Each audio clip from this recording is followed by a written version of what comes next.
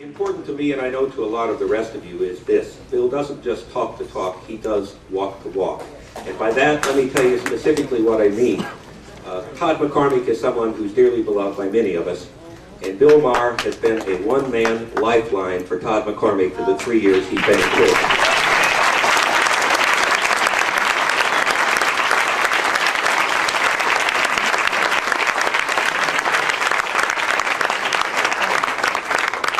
Mark Twain once said that against the force of laughter, nothing stands.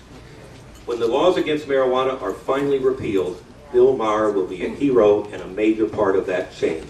Please welcome Bill Maher.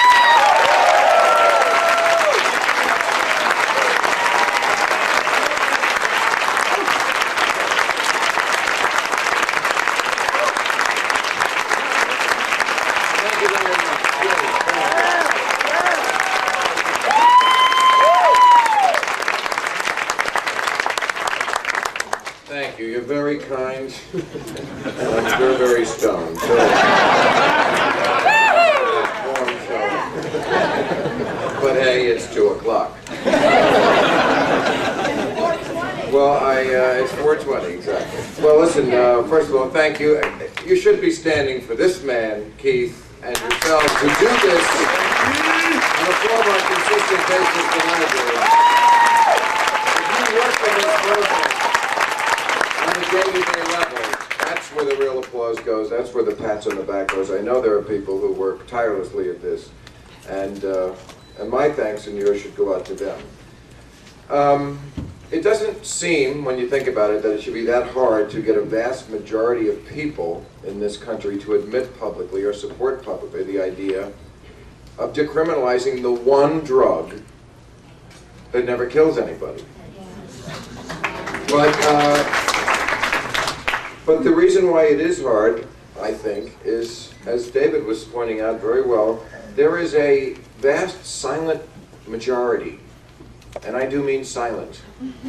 And it's up to us in this room, who have commissioned ourselves to lead this battle, to awaken that silent majority and tell them that they can't be silent anymore. I mean, the problem with this drug is complacency. It's not that it's too hard to get, it's too easy. Let me quote you, Mr. Redman, this month in Gear magazine. He said, "Yeah, I used to think let's legalize it so I can smoke all day, but damn, I smoke all day now."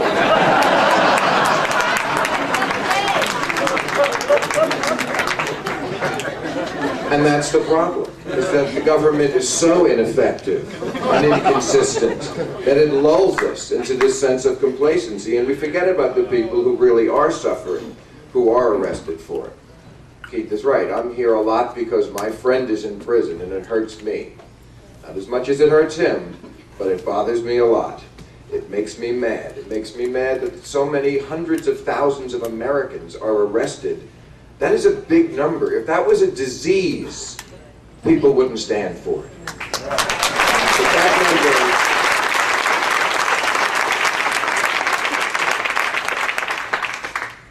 and you know, these are Americans. I understand that Americans are not real good at understanding or having empathy for foreigners. That's one thing. But these are your fellow citizens. And, you know, marijuana smokers have a well-deserved reputation of some really good qualities, like being tolerant and open-minded, and these are wonderful things. I just wonder if they haven't hurt us in this struggle, because we should be intolerant of the injustice that is going on. I want us to be more angry.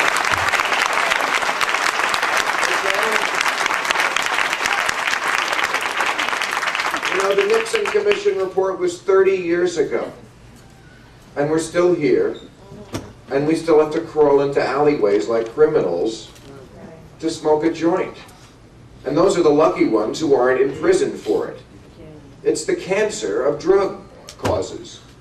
Year after year, the carnage goes on and we can't find a cure. But the thing is, it shouldn't be as hard as cancer. I mean, it is such a triumph of fear and ignorance over fact and logic that the drug that kills nobody is the illegal one.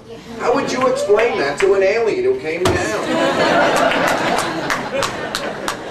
But I'll tell you why that is, and this is important. It's because everything in America is about marketing and image.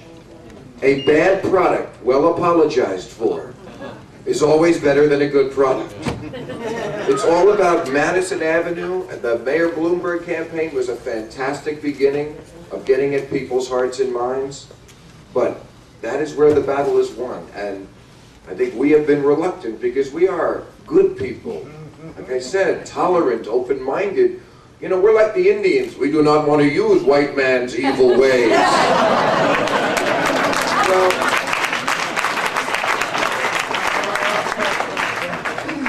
But we're going to have to use the white man's evil ways. This isn't like the war on terrorism. We can't just win it by putting a flag on our car.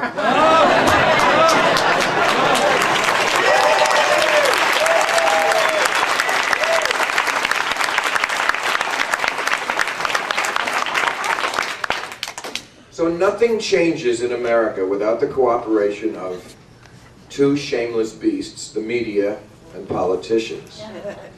And you have to put a human face on this. We have to put a human face on this. We have to do what everybody does, which is manipulate the media and politicians to do things in their interest, because they only do things in their interest. Long gone are the days when the institutions of the media and politicians felt they had a public obligation to do what's right.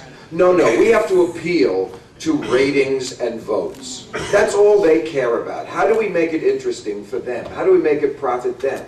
Well, you know, if someone really wanted to make pot acceptable and they had the kind of money that they have for a McDonald's campaign or to put George Bush in the White House, you could make pot acceptable. You can convince people of anything. George Bush one day became a reformer with results.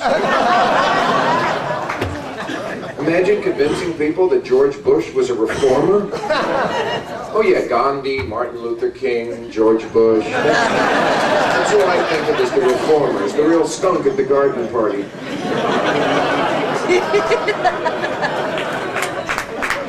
They called him a Washington outsider. He's straight out of Compton, this guy, let me tell you. But again, his father was head of the CIA and the president. He's a Washington.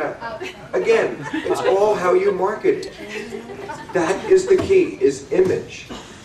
And unless we put a human face on that, unless people who don't smoke pot feel as affected by this as they do by something else they're not connected to. Cystic fibrosis. People don't have that, but they feel for the victims of it. Why can't we do that? We got to do that.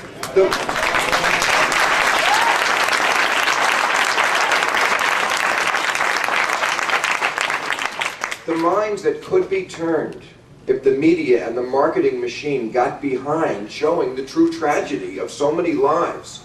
You know, we need to show on Stone Phillips reports the pot-smoking daddy who never came home. You know, the frosted lens and the news twink sobbing over the plight. That's what moves America. In America, you have to be a victim.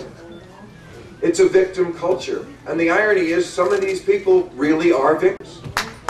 They're truly victims in a war that we can't win. We should be as offended as everyone else is in America for their bullshit causes. You know, when you hear someone support the drug war, be offended. You know, if they make a bad pot joke, that offends us.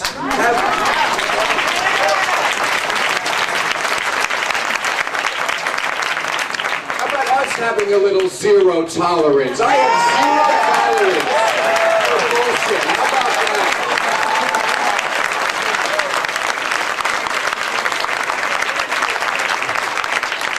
I have zero tolerance for the ridiculous notion that sobriety is the time-tested route to mind expansion.